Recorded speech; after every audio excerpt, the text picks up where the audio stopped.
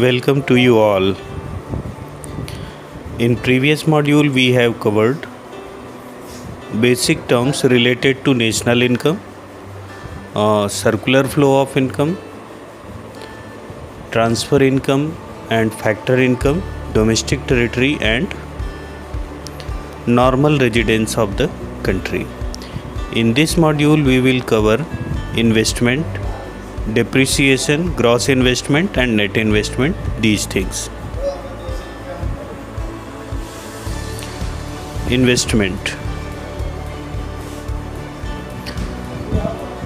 Investment refers to the increase in stock of capital goods in an economy.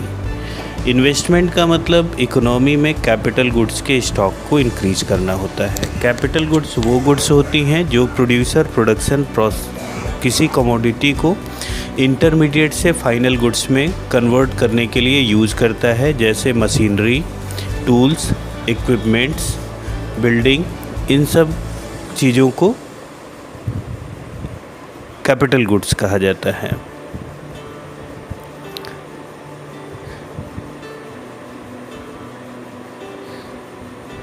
Capital investment को capital formation भी कहा जाता है। Investment can be seen in two forms, gross investment and net investment. Investment को calculate करने के लिए हम लोग दो तरीका यूज़ करते हैं, ग्रॉस इन्वेस्टमेंट का, दूसरा नेट इन्वेस्टमेंट का। Gross investment is the value of final the value of increase in stock of capital goods without excluding depreciation। जब हम ग्रॉस इन्वेस्टमेंट कैलकुलेट करते हैं तो कमोडिटी की वैल्यू में से डिप्रिसिएशन को एक्सक्लूड नहीं किया जाता। डिप्रिसिएशन को इंक्लूड करके जो वैल्यू आती है वो ग्रॉस डिप्रिसिएशन की होती है। When we calculate net investment, it is the value of increase in stock of capital goods excluding depreciation। तो जब हम कैपिटल गुड्स का जो भी कंपनी में स्टॉक बनाए हैं उनकी वैल्यू को कैलकुलेट करने के लिए उनका डिप्रिसिएशन एक्सक्लूड कर देते हैं तो इसको नेट इन्वेस्टमेंट कहा जाता है। तो अगर न्यू कार है और उसमें डिप्रिसिएशन चार्ज नहीं हुआ है तो उसकी वैल्यू ग्रॉस इन्वेस्टमेंट है। अगर उसी कार की वैल्यू का डिप्रिसिएशन भी एक्सक्लूड करके उसकी वैल्यू बता रहे हैं तो वो नेट इन्वेस्टमेंट है। जैसे सपोज़ कर लिए हमारी ट्रैवल एजेंसी है, ट्रैवल एजेंसी में हमने एक कार ख़रीदी, कार हमारी 10 लाख रुपए की थी और तो हमने ग्रॉस इन्वेस्टमेंट जो बताया हमने कितने का किया, 10 लाख का। लेकिन साल भर बाद जब अगर कोई पूछता है कि आपके पास कितने की कार है, अगर ग्रॉस इन्वेस्टमेंट बताएंगे तो 10 लाख का और नेट इन्वेस्टमेंट बताना होगा तो अगर उस पर 1 लाख रुपए का डिप्रिसिएशन हो गया तो 9 लाख का नेट इन्वेस्टमेंट है।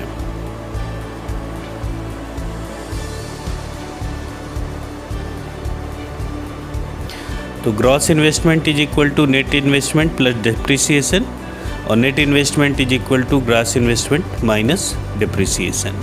तो ग्रॉस इन्वेस्टमेंट निकालने के लिए नेट इन्वेस्टमेंट में डिप्रिसिएशन को इंक्लूड कर दीजिए, नेट निकालने के लिए ग्रॉस इन्वेस्टमेंट में से डिप्रिसिएशन को एक्सक्लूड कर देते हैं।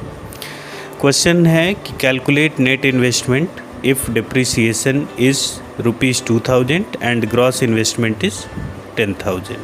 तो net investment is equal to we know gross investment minus depreciation. तो ग्रॉस इन्वेस्टमेंट हमारा है 10,000 का और उसमें से डिप्रिसिएशन हमारा हुआ 2,000 का, माइनस कर दिए तो 8,000 का नेट इन्वेस्टमेंट आएगा।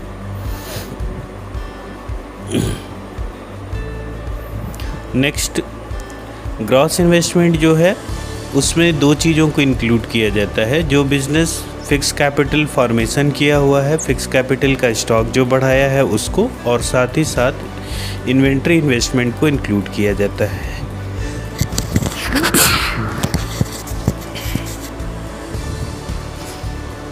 Gross fixed capital formation includes business fix investment, investment on residential construction and public investment. तो ग्रॉस फिक्स्ड कैपिटल फॉर्मेशन में जो बिजनेस हाउसेस यानी प्राइवेट सेक्टर जितना भी फिक्स कैपिटल पे इन्वेस्टमेंट करेगा उसको इंक्लूड किया जाता है, जैसे प्लांट, बिल्डिंग, मशीनरी, टूल्स।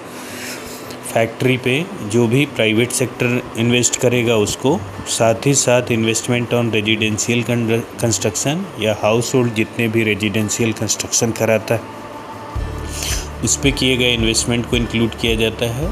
और पब्लिक इन्वेस्टमेंट का मतलब जो गवर्नमेंट इन्वेस्ट करे, जैसे इलेक्ट्रिसिटी पे इन्वेस्टमेंट है, ट्रांसपोर्ट पे, रेलवे पे इन्वेस्टमेंट है गवर्नमेंट का, इन चीज़ों को इंक्लूड किया जाता है। तो ग्रॉस फिक्स कैपिटल फॉर्मेशन में बिजनेस के द्वारा fix capital formation, house hold के द्वारा फिक्स कैपिटल फॉर्मेशन और गवर्नमेंट के द्वारा किए गए फिक्स कैपिटल फॉर्मेशन को इंक्लूड करके finally gross fix capital formation find out किया जाता है।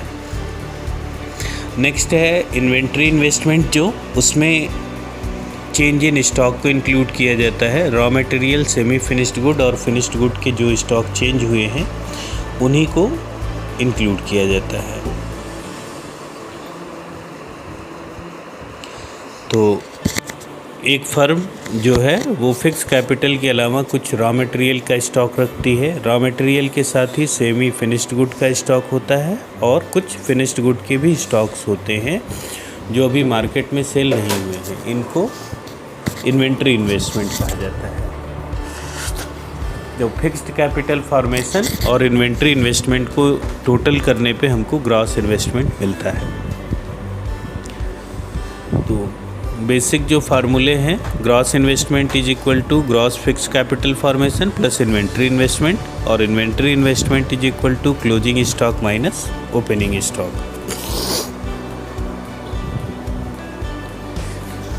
ग्रॉस फिक्स इन्वेस्टमेंट में 3 को कैलकुलेट करते हैं: business fix investment, gross investment on residential construction and gross public investment. Inventory investment को चेंज इन स्टॉक भी कहा जाता है क्योंकि ये क्लोजिंग स्टॉक और ओपनिंग स्टॉक का डिफरेंस है, that's why it is also called change in stock. Question है calculate gross investment if gross fix capital formation ₹2000 and inventory investment is ₹2700। तो ग्रॉस इन्वेस्टमेंट का फार्मूला होता है gross investment plus inventory gross fix capital formation plus inventory investment, दोनों को add कर देंगे तो टोटल आ जाएगा आपका 2000 plus 2700 is equal to 4700।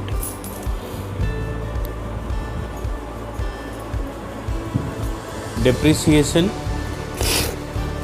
it is the continuous decrease in the value of fixed asset due to normal wear and tear, passes of time or expected obsolescence। तो depreciation continuously fix asset की value को year after year घटने से related है। इसके पीछे normal wear and tear या continuous use करने के कारण जो घिसावट होती है वो रीज़न हो सकता है, टाइम बीतने के साथ, और एक्सपेक्टेड ऑब्सोलेसेंस होते हैं जैसे टेक्नोलॉजी का चेंज होना, कंज्यूमर की डिमांड का चेंज होना, कंपटीटर्स का बढ़ना, इन सब के कारण टेक्नोलॉजी का अपग्रेड होना वैल्यू डिप्रिसिएट करती जाती है। It is also called consumption of fix capital. Depreciation को consumption of fix capital, current replacement cost और कैपिटल कंजम्पशन अलाउंसेस के नाम से भी जाना जाता है। तो इसको बहुत केयरफुली याद रखना होता है क्योंकि जब हम नेशनल इनकम अकाउंटिंग में जाते हैं तो सीधे कुछ ऐसे क्वेश्चंस होते हैं जिसमें सीधे दिया होगा कि डिप्रिसिएशन की वैल्यू इतनी है, कुछ क्वेश्चंस होते हैं जिसमें डिप्रिसिएशन की वैल्यू नहीं दी होती, वहाँ पे उसको दूसरे नाम से दिया रहेगा कंजम्पशन ऑफ फिक्स कैपिटल। तो आपको ये क्लियर होना चाहिए कि consumption of fix capital, current replacement cost और capital consumption allowances same thing है और इसको डिप्रिसिएशन की तरह ही या डिप्रिसिएशन ही ट्रीट करना है। और कभी कभी क्वेश्चंस आपके एग्ज़ाम में होते हैं जिसमें डिप्रिसिएशन आपका दिया नहीं होगा, उसमें दिया होता है कि वैल्यू कितनी है फिक्स एसेट की और उसकी एस्टिमेटेड लाइफ कितनी है। तो फिक्स एसेट की वैल्यू को एस्टिमेटेड लाइफ से डिवाइड करके भी डिप्रिसिएशन फाइंड आउट किया जाता है अगर स्क्रैप वैल्यू नहीं दी है तो। प्रोविज़न फॉर डिप्रिसिएशन, तो हर फर्म ईयर आफ्टर ईयर जितने का डिप्रिसिएशन होता है उतने का रिज़र्व फंड मेंटेन करके चलती है, ताकि जैसे ही फिक्स एसेट ऑब्सोलेट हो जाए या कम्प्लीटली डिस्ट्रॉय हो जाए तो उस रिज़र्व फंड से उस मशीन को रिप्लेस किया जा सके। इस फंड को कैपिटल प्रोविज़न फॉर डिप्रिसिएशन या डिप्रिसिएशन रिज़र्व फंड कहा जाता है। तो फर्म क्या करती है कि जैसे ही कोई सपोज़ कर लीजिए कि 1 लाख की मशीनरी है और 10,000 से उसका डिप्रिसिएशन हो रहा है, तो हर ईयर अपने प्रॉफिट में से 10,000 रुपये उसमें को मेंटेन करती चलती है। जैसे ही 10 साल बाद वो मशीन ख़राब होती है तो उस डिप्रिसिएशन रिजर्व फंड से पैसा निकाल करके मशीनरी को परचेज कर लिया जाता है। Capital loss refers to the loss in the value of fixed asset due to unforeseen obsolescence like theft, natural calamities, accident, etc. तो डिप्रिसिएशन और कैपिटल लॉस में डिफरेंस है। डिप्रिसिएशन हमको पता होता है कि कितने का होगा, प्रोविज़न भी मेंटेन कर सकते हैं डिप्रिसिएशन के लिए, और ये सीन ऑब्सोलेसेंस एक्सपेक्टेड, यानी ये हमको पहले से ही पता होता है कि इतनी वैल्यू लॉस हो जाएगी। लेकिन कैपिटल लॉस का मतलब ये है कि ऐसी चीज़ों की वजह से आपकी प्रॉपर्टी का लॉस हो जो आप पहले से एस्टिमेट नहीं किए थे, जैसे चोरी हो जाना, नेचुरल कैलामिटीज़ से, फायर से, थेफ्ट से या और किसी तरीके के एक्सीडेंट से आपकी प्रॉपर्टी का लॉस हो रहा है, तो वो कैपिटल लॉस की कैटेगरी में आता है।